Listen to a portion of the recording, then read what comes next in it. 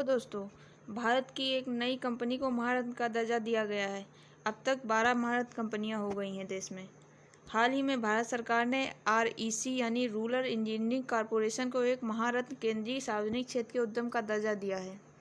भारत में पहले 10 महारत्न और 14 नवरत्न कंपनियां थीं, लेकिन भारत सरकार द्वारा पावर फाइनेंस कॉरपोरेशन पीएफसी को 12 अक्टूबर 2021 को महारत्न का दर्जा दिया गया है, जो कि पहले एक नवरत्न कंपनी थी, जिससे भारत में पिछले साल तक कुल 11 महारत्न कंपनी और 13 नवरत्न कंपनियां हो गई थीं।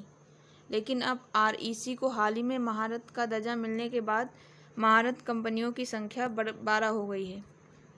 आरईसी को अब संचालन और वित्तीय मामलों में अपेक्षाकृत अधिक स्वायत्तता प्रदान की गई है। वित्त मंत्रालय के अंतर्गत आने वाले लोक उद्यम विभाग की ओर से इस आशय का एक आदेश 21 सितंबर को जारी किया गया। वर्ष 1969 में स्थापित आरईसी एक गैर बैंकिंग वित्तीय कंपनी एनबीएफसी है, जो देश भर में बिजली क्षेत्र के वित्त पोषण और विकास का काम करती है।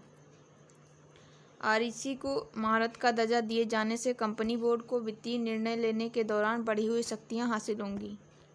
एक महारत्न केंद्रीय सार्वजनिक क्षेत्र के उद्यम का बोर्ड वित्तीय संयुक्त उद्यम और पूर्ण स्वामित्व वाली सहायक कंपनियों को शुरू करने के लिए इक्विटी निवेश कर सकता है और भारत एवं विदेशों में विलय तथा अधिग्रहण कर सकता है। इस विलय तथा अधिग्रहण की सीमा संबंधित सीपीएसई की शुद्ध संपत्ति के 15% हिस्से और एक परियोजना में 5,000 करोड़ रुपए तक सीमित होती है। बोर्ड कार्मिक एवं मानव संसाधन प्रबंधन और प्रशिक्षण से संबंधित योजनाओं की संरचना और कार्यान्वयन भी कर सकता है।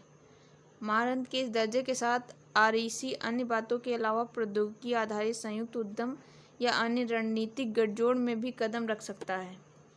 भारत सरकार द्वारा महारत्न श्रेणी की कंपनियों की शुरुआत 2009 में की गई, जिसका उद्देश्य सार्वजनिक क्षेत्र की बड़ी केंद्रीय उपक्रमों को अपने कारोबार का विस्तार करने यानी विश्व की बड़ी कंपनियों के रूप में उभरने में समर्थ बनाना है। फिलहाल कौन कौन सी कंपनियां हैं महारत्न में?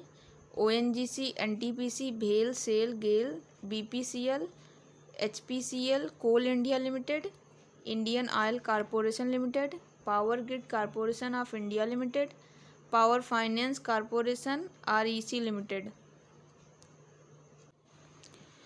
एक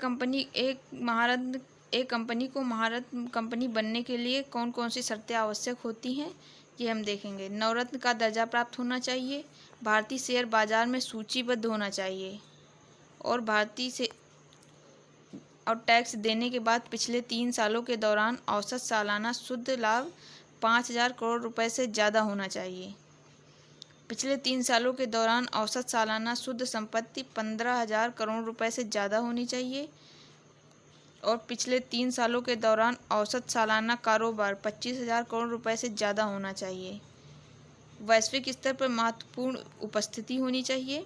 विदेश में कारोबार भी होना चाहिए।